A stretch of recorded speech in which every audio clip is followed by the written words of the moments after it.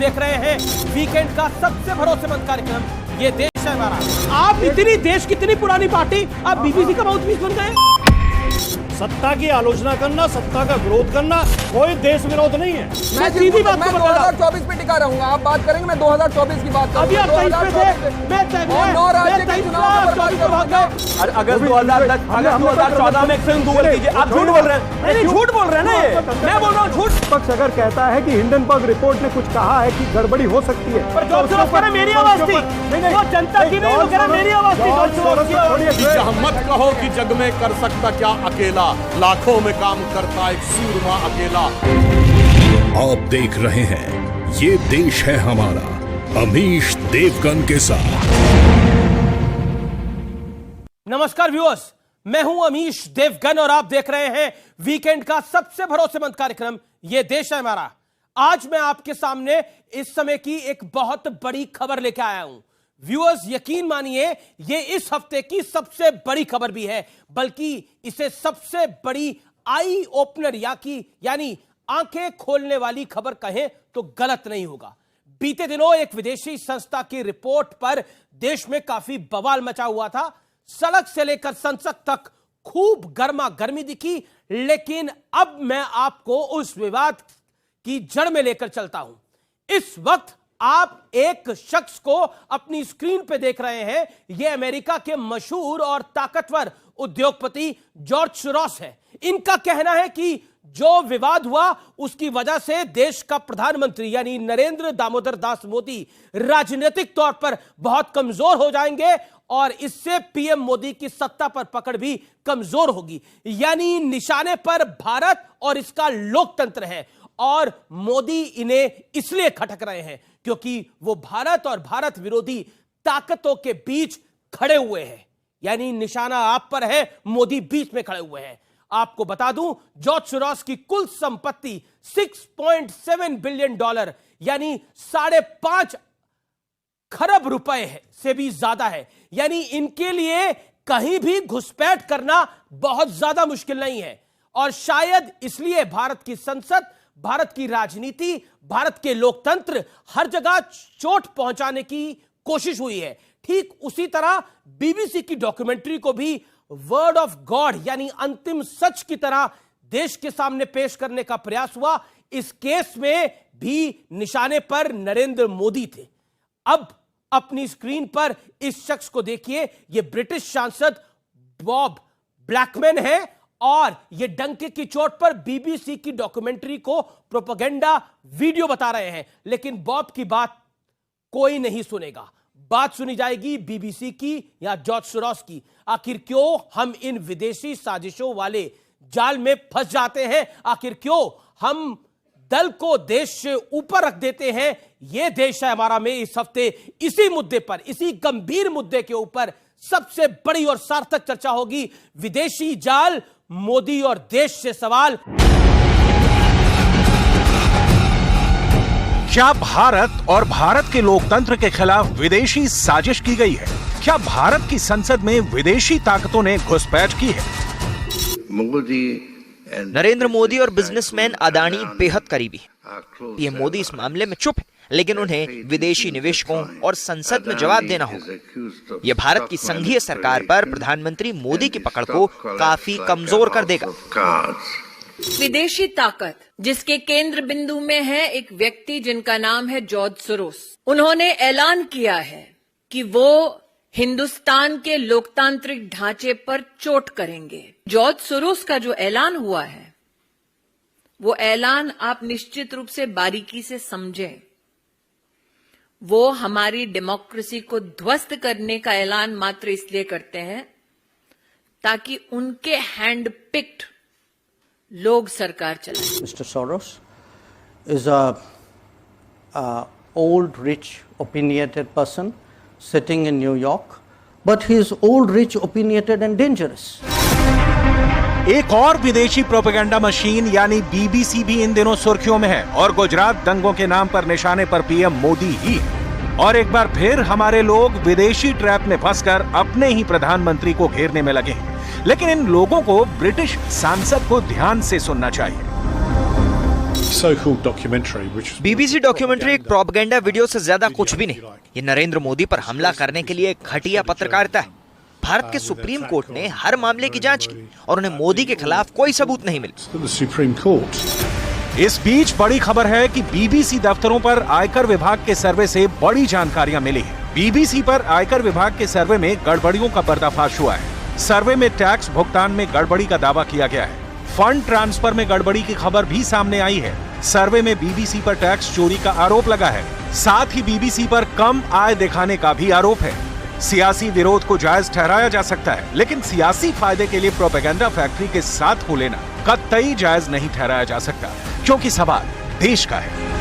मेरे साथ कौन कौन जुड़ा है आपको मैं परिचय करा देता हूं। आज की इस चर्चा में मेरे साथ कौन कौन जुड़ा है। मेरे साथ जुड़े हैं डॉक्टर सुधांशु त्रिवेदी, बीजेपी के प्रवक्ता और मेंबर ऑफ पार्लियामेंट। मेरे साथ चरण सिंह सापरा है, प्रवक्ता है कांग्रेस पार्टी के और कार्यकारी अध्यक्ष है मुंबई कांग्रेस के, उनका अभिनंदन है। राजकुमार भाटी है, समाजवादी पार्टी के नेता प्रवक्ता, उनका अभिनंदन है। मेरे साथ सैयद जवाद है, जाने माने राजनीतिक विश्लेषक, उनका अभिनंदन है। मेरे साथ शिवम त्यागी है, जाने माने राजनीतिक विश्लेषक, उनका अभिनंदन है। और मेरे साथ देश की जनता है, उनका अभिनंदन है। मैं इस चर्चा की शुरुआत करता हूं सुधांशु त्रिवेदी आपसे। निशाने पर मोदी है या फिर निशाने पर देश है? कांग्रेस कहती है कि हमारा लोकतांत्रिक ढांचा बहुत मजबूत है, हम नेहरूवादी विरासत से आते हैं, हम सुनिश्चित करते हैं कि इस देश में लोकतंत्र बहाल रहे, इसलिए हमारा जॉर्ज सोरोस से कोई लेना देना नहीं है। लेकिन जॉर्ज सोरोस ने पत्ते खोल दिए हैं पूरे। देखिए, अब कांग्रेस की स्थिति वो हो गई जॉर्ज सोरोस के बोलने के बाद, जो एक पुराना गीत था ना कि अपनों पे सितम गैरों पे करम, ए जाने वफा ये जुल्म न कर, आगे की लाइन थी रहने दे अभी थोड़ा सा भरम। तो भरम था वो खत्म कर दिया उसने। अब तो उसने कह दिया $1 बिलियन लगाऊंगा मोदी की सरकार को हटाने के लिए। अब तो तन मन धन से विदेशी शक्तियां भारत में सक्रिय हो गई। कांग्रेस के लिए समस्या यह हो गई कि जो वो मुद्दा उठा रहा उस मुद्दे के साथ तो कांग्रेस खूब बोल रही है, तो कैसे कह सकती है हमारा उससे मतलब नहीं है। पिछले 7-8 वर्षों से आप देखिए, जब जब भारत में संसद का सत्र शुरू होने वाला होता है तब तब विदेश में कोई ना कोई एक ऐसी खबर छपती है, चाहे रफाल का मामला हो, किसान आंदोलन में ग्रेटा थनबर्ग की रिपोर्ट आ जाए, फिर चाहे पेगासस का मुद्दा आ जाए, या अभी बीबीसी की डॉक्यूमेंट्री या हिंडनबर्ग आ जाए। और उधर से वो लोग सुर लगाते हैं और इधर से लोग ताल लगाते हैं, और अब उधर से भी ताल लगाने वाले मिलने लगे हैं। तो दोनों हाथों से ताली बज रही है, ये पूरे देश को दिखाई पड़ रहा है। और अब यह नकाब पूरी तरीके से हट गया है। व्यूअर्स के लिए कितने पैसे लगाने की बात कही है जॉर्ज सोरोस ने, अगर आप उसका अनुवाद करके बता दें। $1 बिलियन। उसने कहा $1 बिलियन तक का हम फंड लगाएंगे। इसका अर्थ क्या हो गया? $1 बिलियन आप समझते हैं, $1 अरब, $1 अरब रुपया नहीं। तो आप सोचिए कि कितना पैसा लगाने की बात हो रही है, और वो भी मोदी को हटाने और ये के लिए। इतना ही नहीं, अब मैं एक और इसमें बात गंभीरता से कहना चाहता हूं। ये सारा विषय हिंडनबर्ग से शुरू हुआ ना। हिंडनबर्ग के ऊपर अमेरिका में क्यों रोक लगी है? क्योंकि वो शॉर्ट टर्म सेलिंग करती है। शॉर्ट टर्म सेलिंग करने वाली कंपनी होती है कि $100 का शेयर है और वो कहती है हम 1 हफ्ते बाद खरीदेंगे, मगर कंपनी को मुझे आज का रेट देना पड़ेगा। अगर 1 हफ्ते बाद वो शेयर 100 का 120 हो गया तो $20 का कंपनी को फायदा, अगर 100 का 80 हो गया तो कंपनी को 20 का नुकसान। अब इन्होंने क्या किया कि शेयर खरीदे अडानी के, और उसके बाद रिपोर्ट की, शेयर धड़ाम से नीचे गए, करोड़ों करोड़ रुपए कमाए। अब वो करोड़ों करोड़ रुपए नहीं कमाए जाते केवल रिपोर्ट पे अगर यहां से सुरताल न लगाई गई होती कांग्रेस के द्वारा। तो अब समस्या तो इस पैसे की है, वो पैसा किसने कमवाया, किसके लिए कमवाया। चरण सिंह सापरा वो कह रहे हैं कि सुर और ताल लगवा रही है कांग्रेस पार्टी, पैसे लगवा रही है जॉर्ज सोरोस के थ्रू, भारत को डिस्टेबलाइज करने के लिए, नरेंद्र मोदी को हराने के लिए विदेश के साथ आप लोग मिलकर मोदी को हराने का प्रयास कर रहे हैं। अब यह बहुत गंभीर आरोप है। और क्या आपको लगता है, क्योंकि जॉर्ज सोरोस ने जो बात बोली है और वो सब कुछ सबके सामने है, पब्लिक डोमेन में है, वो अपने आप में बहुत बड़ी बात है। ऐसा कोइंसिडेंस कैसे हो सकता है? जो मुद्दे आप उठा रहे हैं वही मुद्दा जॉर्ज सोरोस उठा रहा है, और वो कह रहा है मैं उसके लिए पैसे भी लगा रहा हूं हिंदुस्तान में। देखिए, कोइंसिडेंस की बात आप कर रहे हैं, मैं आपको बता दूं कि हमारे जो राष्ट्रीय नेता हैं जयराम रमेश जी, उन्होंने तो क्लियर कट कहा है कि इस देश का जो लोकतंत्र है वो कोई जॉर्ज सोरोस नहीं चलाते हैं। और सच बताऊं कि पिछले दिनों के अंदर जिस तरह से भारतीय जनता पार्टी घिरी है अडानी के विषय पर, जिस तरह से उनको जवाब देना पड़ रहा है, और जिस तरह से ये बीबीसी डॉक्यूमेंट्री जो उसको लेकर के रेड हुई है, दोनों इशू के अंदर भारतीय जनता पार्टी को देश के अंदर बहुत सा जवाब देना पड़ रहा है जनता को, वो जवाब नहीं दे पा रहे हैं। तो ये कहीं ना कहीं विक्टिम कार्ड खेलने का प्रयास हो रहा है कि ये विदेशी साजिश जो है, मैं कहता हूं कि ये विक्टिम कार्ड है। विदेशी साजिश तो भारतीय जनता पार्टी भी करती रही है। पेगासस के जरिए से क्या किया उन्होंने, विपक्ष के लोगों पर जो कुछ हुआ पेगासस के जरिए आप सबको पता है। जी, जी। और उसके बाद में भी इजरायली कंपनी, ऐसी इजरायली कंपनी जिसने रिकॉर्ड पर लिखा हुआ, उनकी साइट पर लिखा है कि हमने विभिन्न देशों के 30 चुनावों को हमने मैनेज किया है, 30 चुनाव के अंदर हमने मैनिपुलेशन किया है। उस कंपनी को भी भारतीय जनता पार्टी के लोग, जिस तरह से आप कहते हैं ना कदम ताल, उस कंपनी के साथ भी कदम ताल इनकी लगी हुई है। और फिर बताइए, पर जॉर्ज सोरोस कह रहे हैं, मैं वापस पूछ रहा हूं आपसे, जॉर्ज सोरोस कह रहे हैं मैं $1 बिलियन लगाऊंगा मोदी को निपटाने के लिए। बोलिए इस पर क्या बोलेंगे। और वो कहते हैं कि नरेंद्र मोदी अगर भारत की संसद में कमजोर होगा तो अपने आप चीजें ठीक हो जाएंगी। ये इसको आप इससे कैसे पार पाइएगा? ये अपने आप में बहुत सनसनीखेज है ये सब चीजें। जॉर्ज सोरोस तो ये पिछले कई वर्षों में ऐसा देखा नहीं गया है, इस तरह का ओपन एंड शट केस नहीं है कोई। जॉर्ज सोरोस ने बीबीसी का उल्लेख किया। मुझे बताइए कि जो दैनिक भास्कर पर मोदी का उल्लेख किया। एक मिनट मेरी बात होने दीजिए। उन्होंने मोदी का उल्लेख किया, उन्होंने बीबीसी का उल्लेख नहीं किया। उन्होंने मोदी का उल्लेख किया। आप गलत कोट कर रहे हैं। ना, मैं ये कह रहा हूं कि ये रेड जो है दैनिक भास्कर पर भी हुई थी, न्यूज लॉन्ड्री पर भी हुई थी, क्विंट पर भी हुई थी, न्यूज क्लिक पर भी हुई थी, और एनडीटीवी अडानी से पहले जहां था उन पर भी रेड हुई थी। तो क्या वो भी सब विदेशी साजिश में शामिल है? जब लोकतंत्र, सुनिए मेरी बात, जब लोकतंत्र के चौथे स्तंभ पर हमला होगा, हथौड़ा चलाया जाएगा, विपक्ष अपनी आवाज उठाएगा। जयराम रमेश जी ने कहा कि वो नेहरूवादी विरासत के साथ हैं। बिल्कुल, नेहरूवादी विरासत तो क्या थी? नेहरू जी जब प्रधानमंत्री बने, जो हम कहते हैं ना 15 अगस्त 47 को, तो वाइसराय कौन था? लॉर्ड माउंटबेटन थे। भारत की सेना का चीफ कौन था? जनरल रॉय बूचर थे। भारत का एयरफोर्स का चीफ कौन था? थॉमस एल्महर्स्ट थे 1950 तक। आईबी चीफ कौन था? वो भी ब्रिटेन का था। तो विदेशी छाया के तले रहते हुए ही तो नेहरूवादी विरासत है, और इसीलिए आज तक उस विरासत का प्रभाव नहीं हट पा रहा है। भारत की मीडिया कुछ बोलेगी उस पर भरोसा नहीं है, भारत की सेबी बोलेगी भरोसा नहीं है, भारत की एलआईसी पे भरोसा नहीं है, एसबीआई भरोसा नहीं, भारत की आर्मी पे भरोसा नहीं, भारत के एयरफोर्स पे भरोसा नहीं है, भारत के कोर्ट पे भरोसा नहीं है, भारत की संसद पे भरोसा नहीं है। मगर विदेश में कोई एक मीडिया की रिपोर्ट छप जाएगी, उसी में भरोसा। यही तो नेहरूवादी विरासत। पब्लिक का भी रिएक्शन होगा, क्योंकि पब्लिक भी अपने हाथ खड़े करेगी इस सवाल के ऊपर, क्योंकि कोई विदेश में बैठा हुआ व्यक्ति तय नहीं करेंगे भारत के लोकतंत्र को, चाहे उसके पास हजारों अरबों $बिलियन हो, लेकिन भारत का लोकतंत्र यहां के कोटि कोटि लोग तय करेंगे और कोई नहीं तय करेगा। यह मैसेज बहुत लाउड एंड क्लियर होना चाहिए। ओके, मैं सीधा रुख करता हूं राजकुमार भाटी का। राजकुमार भाटी, महत्वपूर्ण यह है कि अगर कोई विदेश में बैठा हुआ व्यक्ति यहां पर प्लानिंग कर रहा है, उसको एग्जीक्यूट करा रहा है, तो यह वाकई भारत के लोकतंत्र के लिए चिंता की बात है। और यह कबूलनामा किसी और का नहीं है, किसी एजेंसी का नहीं है, ये खुद जॉर्ज सोरोस का है। क्या आपको लगता नहीं है कि कहीं ना कहीं यह सवाल भारत के अब लोकतंत्र पे खड़ा हो जाता है? नहीं, एक हमारे गांव में 2 भाइयों की लड़ाई हो गई जी। एक भाई जाके पुलिस बुला लाया, तो दरोगा जो आए, दरोगा जी, उन्होंने उन भाई को गाली दी और उसके 2 थप्पड़ मार दिए। तो फिर दोनों भाई उस दरोगा को गुथ गए और उसकी खूब पिटाई की। उसने कहा भाई तू तो मुझे बुला के लाया था, बोले तो मैं अपने भाई को पिटवाने के लिए थोड़ी लेकर आया था या गाली देने के लिए थोड़ी लेकर आया था। इस देश पे अगर हमारे मोदी जी से लाख मतभेद सही, सुधांशु जी से मतभेद सही, भारतीय जनता पार्टी से मतभेद हो, लेकिन जब देश पे कोई बात आएगी तो हम सब एक हैं। जॉर्ज सोरोस जैसों की कोई हैसियत नहीं है जो इस देश का कुछ बिगाड़ सके। आपने अपने वक्तव्य में जो बात कही, मैं उससे 100% सहमत हूं। आखिर में जो आपने कहा, क्या इस देश को जॉर्ज सोरोस जैसे लोग चलाएंगे या इस देश की जनता चलाएगी? 130 कहते हैं हम, अब तो 140 करोड़ से थोड़े ऊपर हो गए हैं, तो 140 करोड़ कहना शुरू कर देना चाहिए हमें। ये इस 140 करोड़ इस देश का फैसला करेंगे। कोई जॉर्ज सोरोस जैसे लालाओं की क्या हैसियत है? ये देश है, ये इतना मजबूत देश है, देश दुनिया का सबसे बड़ा लोकतंत्र है, वो इसका क्या बिगाड़ेंगे? लेकिन उस लाला को कोई माला पहनाकर अगर अपनी सेटिंग कर रहा हो तो क्या करिएगा? लेकिन अमीश जी, हम गलती कहां करते हैं जी? हम मोदी विरोध को देश विरोध क्या पेश करते हैं। आपने जो पूरा वक्तव्य सुनवाया, एक भी शब्द उन्होंने देश के खिलाफ नहीं बोला। उन्होंने कहा इससे मोदी कमजोर हुए हैं, और उसने तो अपनी राय दी है उसने अपनी। मोदी यानी प्रधानमंत्री नहीं, डेमोक्रेसी सुनिए, सत्ता की आलोचना करना, सत्ता का विरोध करना, सत्ता में बैठे लोगों के खिलाफ आंदोलन करना, अरे आप करिए ना, कोई देश विरोध नहीं है। जॉर्ज सोरोस कह रहा है मैं $1 बिलियन डाल रहा हूं मोदी को कमजोर करने के लिए, तो इससे बड़ा प्रूफ क्या चाहिए? और मेरी तो कोई टेलीफोन पर बात हुई नहीं है, मैंने जो आपने सुना है वो सुना है। तो वही तो सुना है, उसका केवल एक बात कुछ कहना चाहते हैं इसके ऊपर। उसने कहा है जी, इस रिपोर्ट से मोदी कमजोर हुए हैं। ये तो सबको दिखाई दे रहा इस है। रिपोर्ट से नहीं, उन्होंने क्या बोला है दूसरी कि बात- प्रधानमंत्री मोदी सदन में अगर कमजोर होंगे तो भारत में कमजोर हो जाएंगे, ये कहा है, और फिर नरेंद्र मोदी तो सत्ता कमजोर से हो निपट जाएंगे, जाएंगे, ये तो कह रहा ये हूं। तक कहा है। ओके, सुधांशु त्रिवेदी नहीं, जवाब।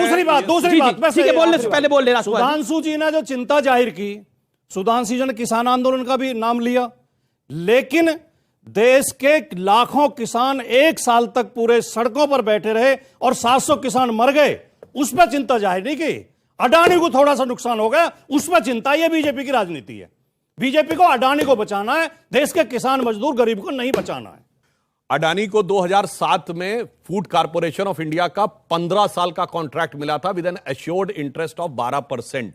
वो किसने दिया था? हमारी सरकार ने दिया था, मनमोहन सिंह जी की सरकार ने। और किसान आंदोलन, और चूंकि इस संदर्भ में महत्वपूर्ण हो जाता है कितना हकीकत था और कितना फसाना था, इसका प्रमाण यह है कि इन सबसे ज्यादा कांग्रेस ने उठाए किसान आंदोलन पंजाब में साफ हो गए। सबसे बड़े पंजाब के नेता, मैं किसी का नाम लेके उनके लिए अपमानित नहीं करना चाहता, सबसे बड़े किसान नेता चुनाव लड़े, पंजाब में जमानत जब्त हो गई।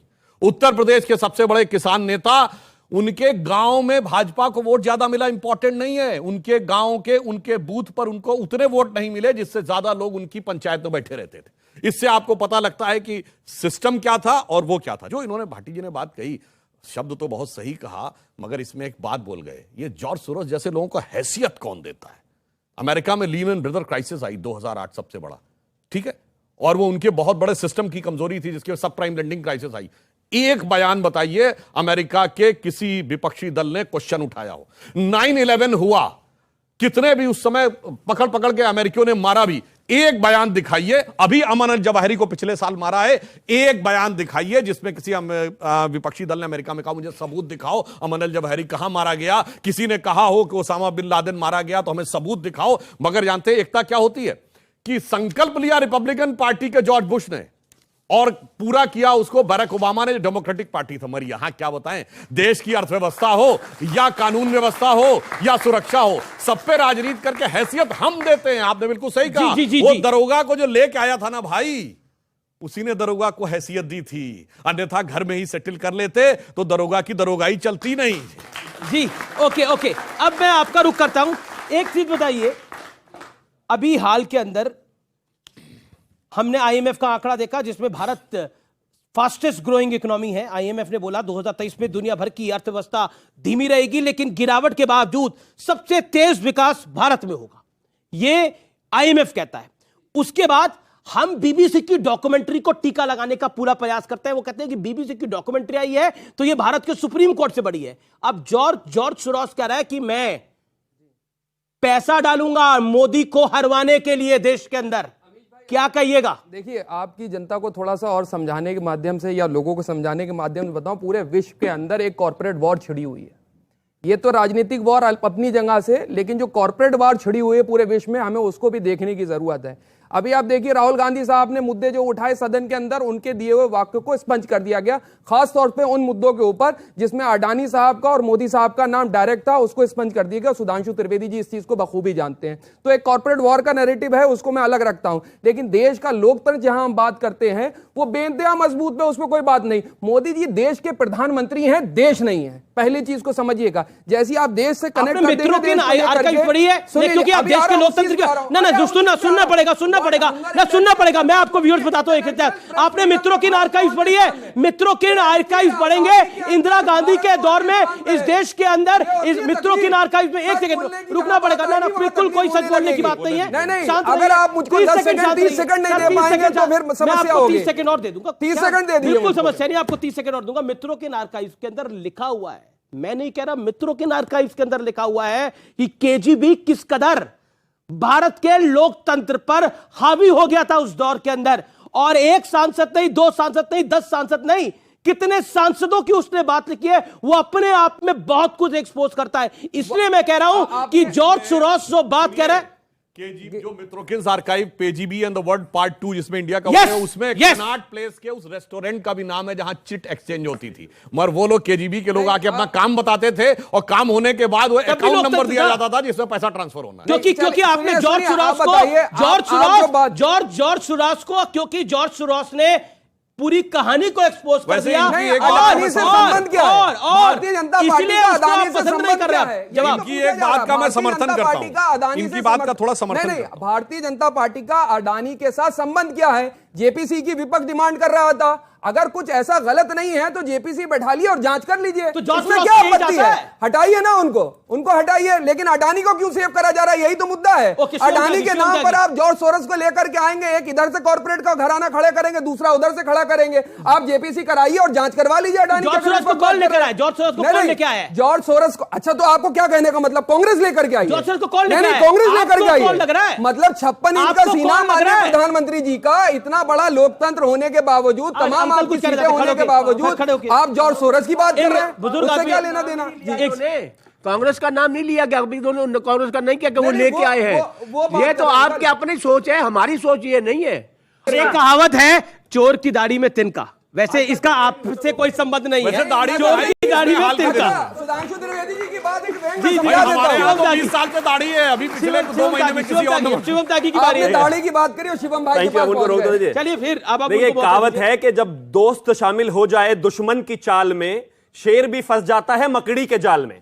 और ये रियलिटी है कि इसमें कांग्रेस का हाथ है, और उसका एग्जाम्पल भी है। इन्होंने कहा कि ऐसा तो नहीं हो सकता, सोरोस पूरा का पूरा वही बोल रहा है जो राहुल गांधी और कांग्रेस चाहते हैं। ये 2011 का सोरोस का स्टेटमेंट है, जब हमारी जीडीपी 5.4 हुआ करती थी। India's importance in world economy has risen, George Soros 2011। हमारी उस समय जीडीपी थी 5.4, आज है 6.1। आप मुझे एक चीज बताइए, 2011 में जब ये देश बुरी तरीके से स्ट्रगल कर रहा था, ऑल टाइम डेथ्स हाई थे, उसके अलावा जितने भी करप्शन के केसेस थे सब बाहर आ रहे थे, जब तो सोरोस को बड़ा आनंद आ रहा था, ये देश बहुत अच्छी डायरेक्शंस में जा रहा था। आज जब ये देश आगे बढ़ रहा है तमाम स्ट्रगल्स को पार करके, तो सोरोस को दर्द है। एक राजकुमार भाटी जी ने कहा कि नहीं, उसने मोदी को, देश को नहीं कहा, मोदी को कहा है। पढ़ लीजिए भाटी जी, आपके लिए। 2020 में वैश्विक विश्वविद्यालय की शुरुआत करने के लिए $100 करोड़ देने की बात कही थी।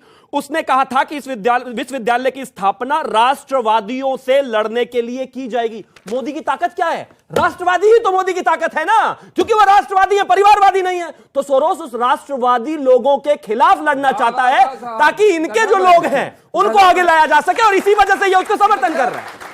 ये देश है हमारा में रुकेंगे एक अंतराल के लिए, लेकिन ब्रेक के उस पार होगी जनता जनार्दन के सवाल और नेताओं के जवाब। आप देख रहे हैं वीकेंड का सबसे भरोसेमंद और सबसे देखे जाने वाला कार्यक्रम, ये देश है हमारा। सरकार फिल्म आई थी, मधुर भंडारकर ने बनाई थी, रिलीज हुई ना। बादशाह फिल्म आई थी, ये अजय देवगन ने बनाई थी। अगस्त 2014 में एक फिल्म गूगल कीजिए। आप झूठ बोल रहे हैं। नहीं, झूठ बोल रहे हैं ना, ये मैं बोल रहा हूं झूठ।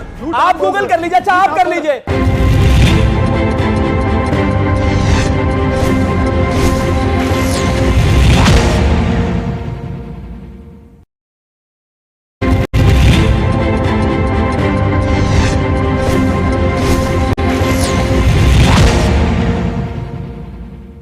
वेलकम बैक व्यूअर्स, आप देख रहे हैं ये देश है हमारा, वीकेंड का सबसे ज्यादा देखे जाने वाला कार्यक्रम। इस दौर में जनता जनार्दन और देश के युवाओं के सवाल होंगे और एक्सपर्ट्स और नेताओं के जवाब होंगे। एक बड़ा मजबूत शासन है, इस शासन में जॉर्ज सोरोस भारत के लोकतंत्र में घुस जाएगा और भारत के लोकतंत्र को कमजोर कर देगा। कैसे? मजबूत शासन, मजबूत सरकार, और जॉर्ज सोरोस सब कुछ कर पा रहा है। पब्लिक का सवाल आ रहा है। पहले तो मैं एक लाइन कह दूं, उसके बाद मैं इन्होंने जो बात कही उसमें फैक्चुअल बात भी कुछ कहना चाहता हूं। देखिए, बहुत हमेशा कह दिया जाता है कि हम अंग्रेजों से लड़े थे, कांग्रेस वाले लोग कहते हैं। अब वो तो इतिहास का पात्र है और इतिहास का भी अब खूब विवेचना होकर चीजें निकल आ रही हैं। मगर मैं वर्तमान की बात करता हूं। वर्तमान में अंग्रेजों का पक्ष लेके भारत सरकार से लड़ते हुए आप दिखाई पड़ रहे हैं। तो आज का वर्तमान तो यह है, इतिहास चाहे जो रहा हो, हिंडनबर्ग हो या बीबीसी, ब्रिटिश ब्रॉडकास्टिंग कारपोरेशन का पक्ष लेकर भारत के खिलाफ लड़ते दिखाई पड़ रहे हैं। एक बात तो इन्होंने कही, वो बहुत गंभीर है, कारपोरेट वॉर है। जानते हैं किस बात का वॉर है? बीबीसी को 20 साल पुरानी चीज, जो कि भारत के कोर्ट से भी सेटल हो चुकी है और भारत के पॉलिटिकल, कॉन्स्टिट्यूशनल हर चीज से सेटल हो चुकी, याद आ रही है। मगर अभी मात्र 2 दिन पहले डिफेंस एक्सपो होता है भारत में, 32 देशों के रक्षा मंत्री आते हैं। भारत सबसे बड़े आर्म इंपोर्टर से अब एक्सपोर्टर बन गया। 75% अब हमारा इंडिजिनस होगा हर चीज में। 450 हमने आइटम ब्लॉक कर दिए जो इंपोर्ट किए ही नहीं जा सकते हैं। हमने पहली बार विमान वाहक युद्धपोत बना लिया। हमारे यहां एयरबेस के साथ वो हो गया, अब हमारे हवाई जहाज बनने लगे। क्या यही तो नहीं है कारपोरेट वॉर जो नहीं चाहता था कि पैसा? अब मैं इसी बिंदु पे इसी मुझे लगता है कि सर एक गंभीर बात और एयरपोर्ट में फर्क है। मैं गंभीरता से बात कर रहा हूं। देखिए हमारी सरकार आने से पहले, जैसे 2011 का जिक्र जो शिवम ने किया, मैं कहना चाहता हूं उस जमाने में हम चंद्रयान और वो बना सकते थे, कांग्रेस के रिजीम में भी, मगर हवाई जहाज नहीं बना सकते थे। ये बात तर्कसंगत है। हम इंटरकॉन्टिनेंटल और मीडियम रेंज बैलिस्टिक मिसाइल बना सकते थे, पर एसॉल्ट राइफल नहीं बना सकते। अब सब भारत में बनने लगा है, ये खतरा हो रहा है। इसीलिए वहां के कारपोरेट घरानों के पेट में दर्द होगा। और मैं बीबीसी के लिए एक बात कहना चाहूंगा, दुनिया का सबसे बड़ा आईपीओ, आपने कारपोरेट वॉर की बात की तो याद दिलाता हूं, सबसे बड़ा आईपीओ आया था अलीबाबा, जो चाइनीज कंपनी है, उसके मालिक जैक मा 29 बिलियन डॉलर का आईपीओ लेके आ रहे थे, जो आज तक वर्ल्ड में कभी नहीं आया। आईपीओ आने से पहले गायब हो गए, गायब। कितनी स्टोरी की बीबीसी ने, डिफेंस एक्सपो पर कितनी की स्टोरी की बीबीसी ने। इसीलिए तो मैं कहना चाहता हूं कि अब ब्रिटिश ब्रॉडकास्टिंग कारपोरेशन कहीं बीजिंग बैक कारपोरेशन तो नहीं हो गया है। ये सोचने की बहुत इंपॉर्टेंट बात है, बीजिंग बैक कारपोरेशन। एक मिनट, इन्होंने इनके मुंह से एक हंगर इंडेक्स भी निकला था, याद है? हंगर इंडेक्स में पाकिस्तान हमसे ऊपर था, जहां आज क्या हालत है कि कटोरा लेके दुनिया में घूम रहा है, दे दाता के नाम पे तुझको अल्लाह रखे, वो हमसे क्योंकि ये बात हुई, मांग रहा हूं, हंगर इंडेक्स ये बात हुई। मैं बताना चाहता हूं हमारे देश के कई एजेंडाधारियों को, एक सेकंड, जो लगातार ये प्रोपोगेट करता रहते हैं कि भारत की अर्थव्यवस्था देखिए कहां जा रही है, भारत में देखिए क्या हालात हो रहे हैं। चाइना देख लीजिए, बांग्लादेश देख लीजिए, पाकिस्तान देख लीजिए, या फिर यूनाइटेड किंगडम देख लीजिए, यूके, जहां पे कई प्रधानमंत्री बदले जा चुके हैं। मैं कोई एग्जाम्पल नहीं दे रहा, लेकिन एक विजुअल आपके सामने रख रहा हूं, और वो पाकिस्तान से आया है। सोचिए पाकिस्तान के लोग इस समय क्या सोच रहे हैं। ये व्यूअर्स आपके लिए देखना और सुनना बड़ा जरूरी है अगले 30 सेकंड के लिए। देखिए जरा, अगर आपकी इंडिया के साथ दोस्ती होती, कोई अच्छे तल्लुकात होते, शायद इंडिया आपको कोई कर्जा दे देता है। अपनी अना को खत्म करोगे तो बेहतर करोगे ना। बड़ा भाई होता है, छोटा भाई छोटा होता है। उधर के हुक्मरान चोर नहीं है। अच्छा। हाँ, और हमारे माशाल्लाह चोरों के भी बाप हैं।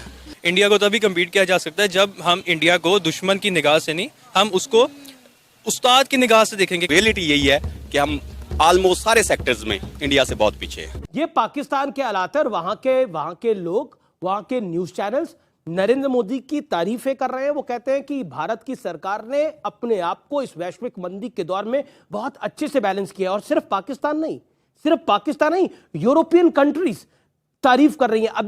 अभी अमेरिकन बिजनेसमैन ने तारीफ करी और कहा, प्रधानमंत्री देश के बारे में कहा कि इंडिया की जो सिचुएशन है वो बड़ी बेटर है और इकोनॉमी बेटर होगी। ये भारत ही ऐसा देश है जो एयरबस से इस दौर में भी सौदा कर रहा है। 2 कंपनीज का सौदा होता है, लेकिन वो सौदा गवर्नमेंट टू गवर्नमेंट होता है। प्रधानमंत्री मोदी बैठते हैं और फ्रेंच हेड बैठते हैं। तो ये महत्वपूर्ण है जानना। मैं इसी के ऊपर आना चाहता हूं, और शिवम त्यागी, और एक लाइन अगर आपकी अनुमति हो तो बोल दूं। जी, ये वही पाकिस्तान है जहां मणिशंकर अय्यर और सलमान खुर्शीद जाके कहे थे मोदी को हराना है तो आप लोग साथ में आइए।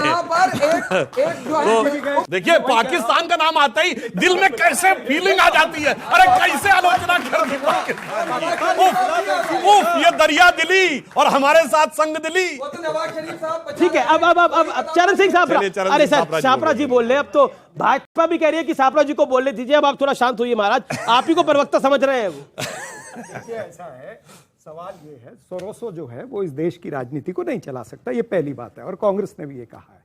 हम तो ये कहते हैं जो इस देश के अंदर चल रहा है, या तो मान लो पापा या झेल लो छापा, ये चल रहा है। इसके विरुद्ध हमारी आवाज है। पापा झेल लो छापा, हाँ, या तो पापा मान लो या तो झेल लो छापा, यानी बीबीसी को पापा देश के, या तो मान लो पापा या बीबीसी को पापा मान ले। क्यों? नहीं, या पापा, या तो मान लो पापा या झेल लो छापा। तो इस तरह से ये जो देश के अंदर चल रहा है, और जो सबका साथ सबका विकास बोलते हैं, सबका साथ और अडानी का विकास जो चल रहा है, इसके विरुद्ध कांग्रेस पार्टी बात को रखिए। शिवम त्यागी, फिर मैं ऑडियंस का सवाल ले रहा हूं। आप ही का अमीर जी, आप ही का एक सवाल था कि नरेंद्र मोदी जी जैसा ताकतवर इंसान अगर इस देश की सत्ता में है तो सोरोस जैसे कैसे घुस सकते हैं। 23 जून 1757 में इस देश में एक लड़ाई हुई थी पलासी में, सिराजुद्दौला और क्लाइव के बीच में। क्लाइव के पास अप्रोक्सीमेटली 30,000 से ज्यादा लोग, 3,000 के पास लोग थे, और सिराजुद्दौला के पास 30,000 से ज्यादा की सेना। लेकिन प्रॉब्लम क्या हुई कि सिराजुद्दौला का एक सैनिक मीर जाफर जाकर क्लाइव से मिल गया। वो 30,000 की सेना हार गई और वो 3,000 वाला जीत गया। हमारे देश में जो मीर जाफर है ना, उन्हीं से तो डरने की दिक्कत है, उन्हीं से तो परेशानी है। जाफर किसको कह रहे हैं आप? सोरोस से मिला हुआ कौन है? समझने वाले समझ रहे हैं, ना समझे हुआ नाड़ी है। तो अब देखिए, अब डर इसी बात का है। जी, अब मीर जाफर के ऊपर राजकुमार भाटी का कमेंट बनता है। शांत रहिए आप, राजकुमार भाटी। मैंने बहुत शांतिपूर्वक और बहुत ध्यान से अब तक की आपकी डिबेट सुनी है, एक एक शब्द सुना है, ये तो बात सही है, और बीच में बोला भी नहीं है बिल्कुल। सपा का व्यक्ति इतनी शांति से सुने तो सुखद अनुभव। नहीं, ये तो सुनते हैं, बोल ले। ये भारतीय जनता पार्टी का मनोवैज्ञानिक खेल है, जिसको एक एक वाक्य में, एक एक शब्द में हम समझ रहे हैं, और जो समझदार दर्शक हैं वो भी समझ रहे हैं। ये जब इनकी सत्ता खतरे में आती है, जब इनका बहुमत खतरे में आता है, जब इनके खिलाफ देश में जनाक्रोश होता है, जनविरोध होता है, फिर ये पाकिस्तान, मुसलमान, अमेरिका और चीन इनकी आड़ में ही छिपते हैं। अब ये पेश करने की कोशिश कर रहे हैं कि देखो मोदी तो बहुत देश को आगे ले जा रहे हैं, लेकिन अमेरिका का षड्यंत्र है, और उस अमेरिका को बुला के हाउडी मोदी करते हैं। यहाँ वो करते हैं क्या, नमस्ते ट्रंप करते हैं। तो उसी चीन के राष्ट्रपति को झूला झुलाते हैं, उसी पाकिस्तान में बिना कार्यक्रम के पहुंच जाते हैं, उन्हीं लोगों से ये पींगे बढ़ाते हैं। ये केवल मनोवैज्ञानिक खेल है और कुछ भी नहीं है इस देश में। जो भारतीय जनता पार्टी आपको क्या लग रहा है, मैं आपसे सवाल जन विरोधी नीतियां जो बोल रहा है, ये किस पे मनोवैज्ञानिक दबाव बना रहा है? जॉर्ज सोरोस ने जो बोला, ये केवल भक्तों के समर्थन को बचाए रखने के लिए, कहीं भक्त ना भड़क जाएं। जॉर्ज सोरोस मतलब जनता तो भड़क रही है। जॉर्ज सोरोस को भी मोदी का ही कर रहे हैं। नहीं, देखिए अभी त्यागी जी ने कुछ सुनाया, जो चीज आपको पता नहीं है, जो चीज सुधांशु जी को पता नहीं है, जो नहीं पता है, प्रधानमंत्री को पता नहीं है, जो हमारी आईबी को पता नहीं है, वो त्यागी जी को पता है। सर ये न्यूज़पेपर पढ़ोगे तो वो भी पता चलेगा, सबको पता है। आप बोलते न्यूज़पेपर ये नहीं पढ़ते, आपसे ज्यादा तो पढ़ते, ये नहीं पढ़ते, इनसे ज्यादा तो देश में कोई नहीं पढ़ता। मैं क्या कहूं, केवल लेकिन वो सब कुछ तो नहीं बोल सकते ना। केवल एक बात कही कि जो ये जॉर्ज सोरोस है वो मोदी जी के खिलाफ प्रचार में अपने संसाधन लगाना चाहता है। इतनी बात जॉर्ज सोरोस ने बोला। हालांकि मैं इससे भी असहमत हूं। हमारे चुनाव में, हमारे लोकतंत्र में, हमारे मतदान में कोई बाहर का आदमी क्यों एग्जैक्टली आपकी बात सही है, जायज है, लेकिन जॉर्ज सोरोस ने ये बोला। लेकिन जॉर्ज सोरोस जो बोल रहा है, विपक्ष के कुछ नेता बोल रहे हैं, दोनों मिल कैम्ब्रिज एनालिटिका ने क्या किया था, वो भी तो बाहर के ही थे। आपने, सुधांशु जी ने और हमारी सरकार ने एक भी शब्द अभी तक ये नहीं कहा है कि जॉर्ज सोरोस कोई हमारे देश के खिलाफ षड्यंत्र कर रहा है। तो स्मृति ईरानी ने तो बोली है, किसी पार्टी के खिलाफ या मोदी के खिलाफ हो ना, देश के खिलाफ। सुधांशु त्रिवेदी स्मृति ईरानी ने प्रेस कॉन्फ्रेंस करी है, उसमें कैटेगोरिकली मैं कोट करता हूं स्मृति ईरानी को। स्मृति ईरानी ने क्या बोला है मैं आपको बता देता हूं।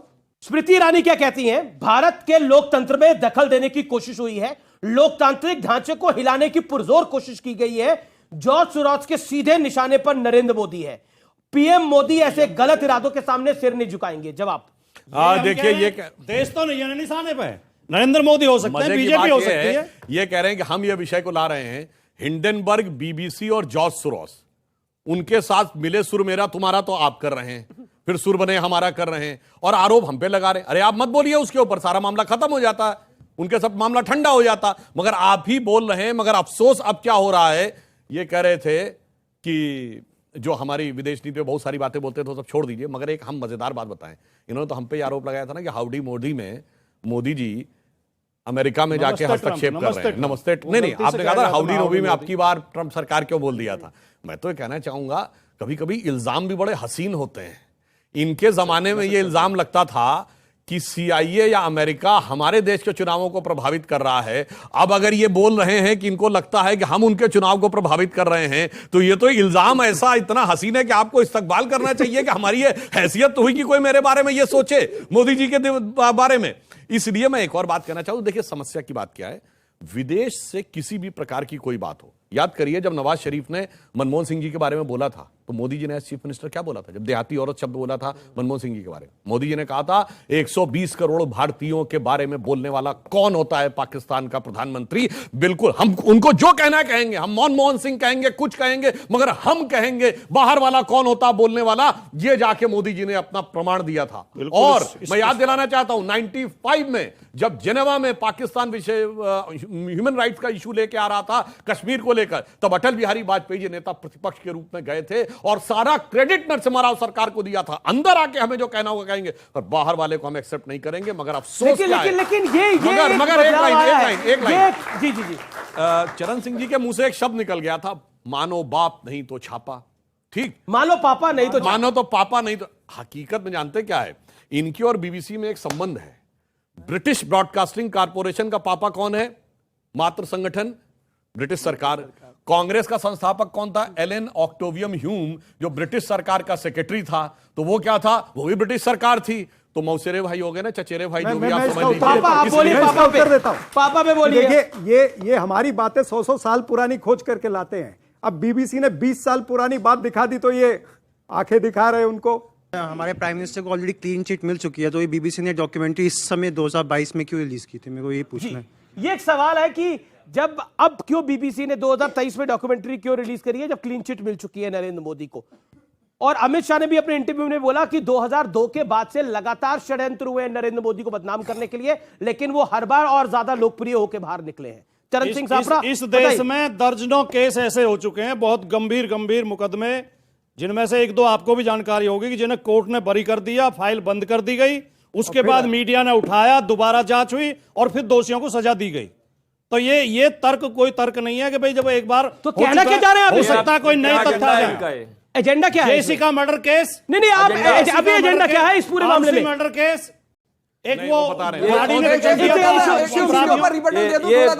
ये इनडायरेक्टली कह रहे हैं कि अगर प्रधानमंत्री जी प्रधानमंत्री नहीं रहेंगे तो ये इन्वेस्टिगेशन करके उनको जेल डालेंगे। क्या बोल रहे हैं आप? उनकी बातों से सीधा सीधा मतलब लगाइए। कह रहे हैं कि हम 2002 में दोबारा से इन्वेस्टिगेशन करेंगे। जो प्रधानमंत्री मुख्यमंत्री रहते हुए 10-10 घंटे इन्वेस्टिगेशन जेल चुके हैं, जिनको हर जगह से क्लीन चिट मिल चुकी है, लेकिन बीबीसी ने अगर ऐसा कह दिया है कि वो कहीं ना कहीं उसमें है, तो इनको फिर से इन्वेस्टिगेट करेंगे और जेल डालेंगे।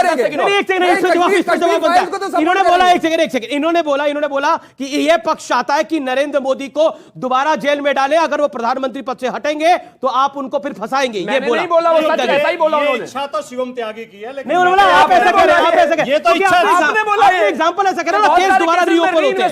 आपने बोला ये शब्द तो शिवम त्यागी ने प्रयोग किया, लेकिन भाव आपका है। लेकिन मैं फिर जिम्मेदारी के साथ कह रहा हूं, मैं नाम लेके बता रहा हूं। जेस का मर्डर केस, जेस का लाल का मर्डर हुआ था, उसमें क्लीन चिट हो गई थी।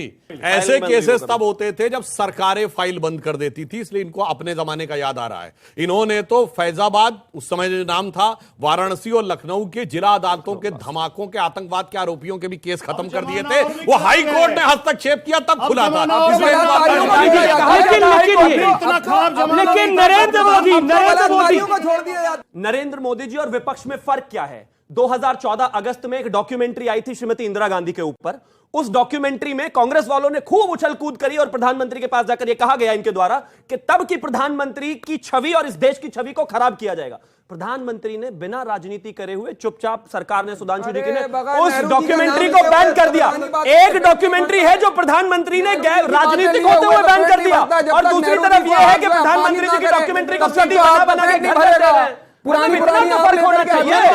ये क्या तरीका है? ये क्या तरीका है? चरण सिंह साफरा की बारी है। शिवम त्यागी की इंफॉर्मेशन जो है वो गलत है। मैं आपको बताऊं, हिंदू सरकार फिल्म आई थी, मधुर भंडारकर ने बनाई थी, रिलीज हुई ना। बादशाह फिल्म आई थी, ये अजय देवगन ने बनाई थी। अरे अगस्त 2014 में एक फिल्म गूगल कीजिए। आप झूठ बोल रहे हैं। नहीं, झूठ बोल रहे हैं ना ये। मैं बोल रहा हूँ झूठ। आप गूगल कर लीजिए। अच्छा, आप कर लीजिए। अगस्त 2014 में श्रीमती इंदिरा गांधी के ऊपर एक फिल्म आई थी जिसको बैन किया इस सरकार ने। कीजिए आप Google. Accidental prime minister I थी, तो क्या हुआ? विरोध किया। मतलब ये देखिए, उसमें गलत क्या बनाई है? एक्सीडेंटल प्राइम मिनिस्टर तो पीएम के एडवाइजर इसमें नहीं पड़ती है कि भाई एक फिल्म आई और हम उसको बीबीसी को बैन कर दें। इस तरह से नहीं होता, या बीबीसी पे रेड कर दे। ये कांग्रेस पार्टी अभी तो आपने बोला कश्मीर फाइल्स का भेजा है, तब ये हाल है। प्रोपेगेंडा दिखा करके भारतीय जनता पार्टी के लोग जो है बड़ी वाहवाही लूटते हैं। ठीक है, मैं फिर से रिपीट कर रहा हूं, कश्मीर फाइल्स का प्रोपेगेंडा दिखा करके बड़ी वाहवाही लूटते हैं। लेकिन बीबीसी ने अगर कुछ दिखाने की कोशिश करी तो उसके ऊपर आप जो है वो वाली कार्रवाई कर लेंगे, बंद कर दिया जाएगा। चरण सिंह साफरा जी को लगता है कि आज की युवा पीढ़ी को याद नहीं होगा, तो मगर आज तो सबके पास नेट है। छोड़िए मीडिया संस्थान की तो बात छोड़िए, जब बीबीसी को इंदिरा गांधी ने बैन नहीं किया था, खत्म, ताला लगा के सारे लोगों को बोरिया बिस्तर सहित ब्रिटेन के जहाज में बैठ के गायब कर दिया था। पीछे जाओ वापस। मगर इन्होंने तो क्या किया? मजरूह सुल्तानपुरी 2 साल जेल में रहे। आपने खुद बीबीसी को बैन कर दिया था एंटी इंडिया एक्टिविटीज के चक्कर में। करा था कि नहीं करा था? तब आप सही थे। और आज अगर बीबीसी कुछ गलत कर रहा है, बैन नहीं हो रहा, अगर उनको अपने इनकम टैक्स का ब्यौरा अगर इनसे मांगा जाएगा, इनसे मांगा जाएगा, इनसे मांगा जाएगा, इनसे मांगा जाएगा, तो देंगे ना। तो बीबीसी क्या, बीबीसी को कोई विशेष शक्तियां मिली हुई है कि वो ब्यौरा नहीं देगा? कमाल की बात करते हैं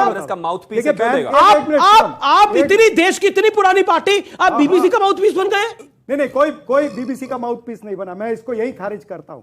सवाल ये है कि जिस तरह से ये बीबीसी का सारा मामला चला है, इसमें लोकतंत्र, इसमें जो चौथा स्तंभ है हमारा लोकतंत्र का, उसके ऊपर कहीं ना कहीं हमला हो रहा है। अमित शाह ने एक इंटरव्यू दिया और अमित शाह ने बहुत स्पष्ट रूप से बोला कि 2024 में कोई टक्कर में नहीं है। क्या कहना चाहते हैं आप? देखिए, गृह मंत्री अमित शाह जी ने कहा कि कोई टक्कर में नहीं है 2024 में। इन्होंने कहा नहीं, सपोर्ट करने वाले बहुत आएंगे। जानते कहां से? 7 समंदर पार में तेरे पीछे। अरे भाई, अहंकार है वो बीबीसी, हिंडनबर्ग, ये जॉर्ज सोरोस, बहुत से लोग बैठे हुए हैं। अहंकार तो रावण को भी था, इस तरह का अहंकार तो रावण को भी था। वो भी कहता था कि तीनों लोक पे मैं भारी पड़ सकता हूं। हाँ, सही बात है। लेकिन मंडोदरी ने क्या कहा था? मंडोदरी ने कहा था, सुनिए, मंडोदरी ने कहा था कि राजा की मूर्खता का भुगतान जनता को करना पड़ेगा, प्रजा को करना पड़ेगा। ये वही हो रहा है। बिल्कुल सही कहा था, अहंकार था रावण को, और अगर उस ढंग का अहंकार दिखा है तो India is Indira and Indira is India में दिखा। उस ढंग का अहंकार दिखा कि बड़ा पेड़ गिरता है तो धरती हिलती है, 5000 सिखों की हत्या हो गई तो धरती हिल गई, वो अहंकार था। और वैसा अहंकार दिखा जब मैं अकेला सब पे भारी हूं, जब ये कहते मैं अकेला सब पे भारी हूं, तो वो इंडिया से भारी नहीं है, अहंकार। तो इंडिया इज इंदिरा। पर उसमें आप कह रहे हैं कि जब नरेंद्र मोदी कहते हैं मैं अकेला सब पर भारी हूं, वो मैं अकेला खड़ा हूं, मैं अकेला सब पर भारी हूं, मतलब उन्होंने बोला कि मैं अकेला बोल रहा हूं और सब लोग सामने शोर मचा रहे हैं। देखिए, सपा, कांग्रेस, आम आदमी पार्टी, एनसीपी, डीएमके सब साथ मिलकर शोर मचा रहे थे, तो वो तो प्रधानमंत्री बोले थे जो आप शोर मचा रहे थे, उसमें अहंकार कैसे? ये प्रधानमंत्री जी का अहंकार है। और जो विपक्ष जो आवाज उठा रहा था, वो जनता की आवाज उठा रहा था। विपक्ष अगर कहता है कि हिंडनबर्ग रिपोर्ट ने कुछ कहा है कि गड़बड़ी हो सकती है, पर जॉर्ज सोरोस कह रहे मेरी आवाज थी, नहीं, वो जनता की नहीं, वो कह रहे मेरी आवाज थी। जॉर्ज सोरोस की छोड़िए, जॉर्ज सोरोस तो आज पैदा हुआ, आज नहीं पैदा हुआ, काफी बुजुर्ग आदमी है। जब पार्लियामेंट में चर्चा हो रही थी तब जॉर्ज सोरोस नहीं था। ये तो आज का विषय। पीछे तस्वीर चल रही है, ये आज पैदा हुआ दिख रहा है आपको? ये आज पैदा हुआ आदमी दिख रहा है आपने चर्चा में आज पैदा किया। जी। देखिए, जो प्रधानमंत्री जी ने कहा ना, अकेला सब पे भारी, आज नहीं है, 2002 से भारी है।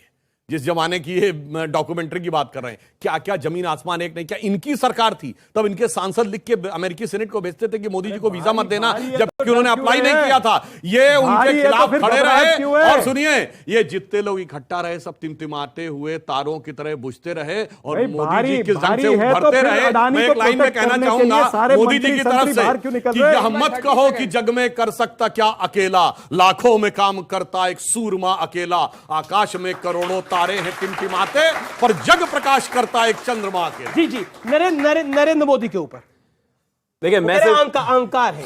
देखिए, मैं सिर्फ इतना कहना चाहता हूं कि अगर एजेंडा भी जो है विदेश से लाना पड़े तो इनकी अपनी नीति तो खैर क्या ही होगी। और ये बात अच्छी तरीके से जानते हैं कि भारत जोड़ो यात्रा में 65 कंटेनर तो बाय डिफॉल्ट पीछे लेके चल रहे, तो 6500 लोग तो पीछे थे ही। कहीं भी आपने इससे ज्यादा लोग देखे नहीं होंगे। जानते ये भी हैं, समझते ये भी है, लेकिन मजबूरी है सापला जी की चाहे भाटी जी की। अब कहना तो अपनी पार्टी के बारे में ही है ना।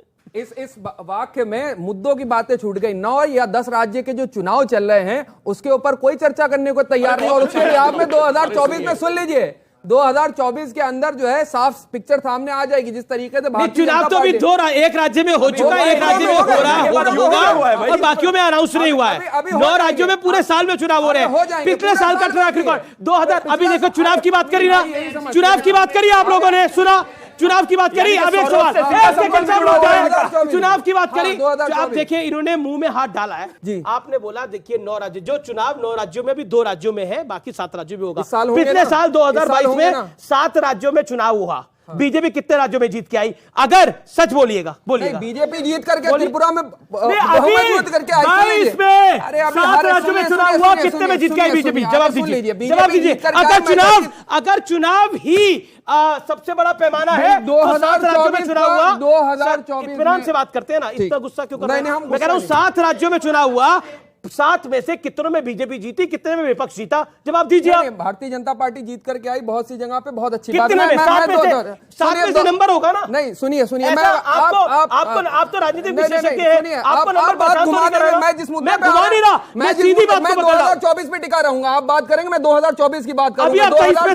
मैं 9 राज्य के चुनाव पर बात करूंगा। 2024 के मैं आपको बताता हूं, ये जो इतना अब मैं एक पुरानी कहावत है वो, ये जो उतना मुस्कुरा रहे हैं क्या गम है जो छुपा रहे हैं। मैं इसको अलग तरीके से पढ़ता हूं, मैं पढ़ता हूं ये जो इस जवाब से इतना कतरा रहे हैं क्या सच है जो छुपा रहे हैं। मैं आपको बताता हूं 7 राज्यों में चुनाव हुआ, 5 में बीजेपी जीत के आई, इसलिए ये छुपा रहे हैं, इसलिए ये बोल नहीं पा रहे हैं। इसका मतलब ये है कि सच्चाई को छुपाकर, यानी भरी दोपहरी में सूर्यास्त बोलकर रात नहीं होती। चाहे एजुकेशन का बजट हो गया, चाहे स्वास्थ्य का बजट हो गया, सुधांशु 20 सेकंड। मान्यवर इन्होंने कहा हाल के चुनाव पे बेरोजगारी के ऊपर उस पर बात नहीं हो रही है, आप देख लीजिएगा उसके ऊपर क्यों शिक्षा का बजट काटा गया, क्यों स्वास्थ्य अभी चुनावों पे अभी बेरोजगारी के ऊपर लेकर के आ रहे हैं, इसीलिए 2024 के अंदर ज्यादा तकलीफ होने वाली है। एक तारीफ आपकी करना चाहता हूं, पहले तो जनाब के लिए ताली बजाइए। इतना तेज तो मुद्दों, एक सुनिए आप सुनिए, इतना तेज तो हुसैन बोल्ट नहीं भागता जितनी तेजी मुद्दों से भागते हैं। उतना तेज तो हुसैन बोल्ट नहीं भागता, लेकिन आपकी तारीफ है भाई। ओके, देखिए इन्होंने कहा वर्तमान की बात की जाए चुनाव की, तो त्रिपुरा में चुनाव संपन्न हो चुका है। इनसे पूछे कांग्रेस पार्टी कितनी सीटों पर चुनाव लड़ी है त्रिपुरा में। कम्युनिस्ट और कांग्रेस नहीं, मैं बता देना चाहता हूं, पूरी बात कर लूं सर पूछ के बाद। देखिए इन्होंने और मतलब बताइए 60 सीटों की विधानसभा में इतने सीटों पे लड़ रहे हैं, और कांग्रेस और कम्युनिस्ट दोनों ने गठबंधन कर रखा है। यानी आज से 2018 में चुनाव था जब कम्युनिस्टों की सरकार थी, जनता को विश्वास नहीं था कि भाजपा अकेले लड़ सकती है। आज कम्युनिस्ट और कांग्रेस दोनों को विश्वास नहीं कि वो भाजपा से अकेले लड़ सकते हैं। और सुनिए, त्रिपुरा में इनकी गठबंधन है और केरल में लड़ाई है। अरे त्रिपुरा में मोहब्बत, केरल में लड़ाई, अरे मार डाला, दुहाई दुहाई। जी जवाब। गठबंधन तो भारतीय जनता पार्टी का नहीं क्या गठबंधन, तो क्या इनका गठबंधन कहा है? महाराष्ट्र के अंदर गठबंधन क्या है? एकनाथ शिंदे 50 खोखे सब कुछ ओके, ये इनको क्यों स्ट्रेटेजी कहलाए? किस तरह से बना 50 खोखे सब कुछ ओके? आपको भी पता है जिस तरह से कर्नाटका की सरकार वहां पर छीनी गई है, जिस तरह से मध्य प्रदेश की सरकार छीनी गई है, उस तरह से ये खुलेआम उनके एमएलए ने बोला ना कि 50 खोखे सब कुछ ओके। कांग्रेस ने थोड़ी कहा है, मैं तो वही दर्शा रहा हूं। तो अब आप केरल में भी लेफ्ट के साथ आ सकते हैं क्या? भाई लेफ्ट के साथ में तो पहले भी कांग्रेस रही है।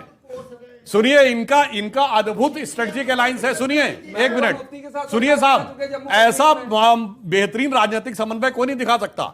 महाराष्ट्र में शिवसेना के साथ गठबंधन है और केरल में मुस्लिम लीग के साथ। ऐसा आपको उदाहरण कहीं नहीं दिखेगा। बंगाल में फुरफुरा शरीफ के साथ, बंगाल में पीरजादा अब्बास सिद्दीकी भारतीय जनता पार्टी के भी अलायंस होते रहते हैं, फिर पीडीपी के साथ।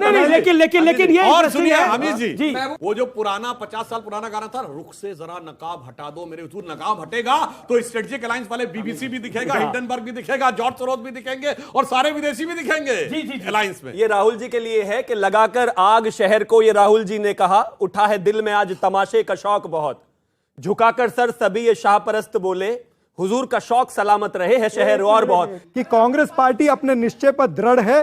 पहले लड़े थे गोरों से, अब लड़ेंगे चोरों से। चलिए बहुत बहुत शुक्रिया। लड़ रहे हो ओके, लेकिन बीजेपी कह रही है ये गोरों के साथ लड़ रहे हैं, कांग्रेस कह रही है ये चोरों के खिलाफ लड़ रहे हैं। लेकिन 24 की जंग बहुत महत्वपूर्ण होगी। लेकिन जॉर्ज सोरोस की एंट्री ने बहुत कुछ एक्सपोज करके रख दिया है। फिलहाल इस कार्यक्रम में इतना ही। नमस्कार, जय हिंद, वंदे मातरम।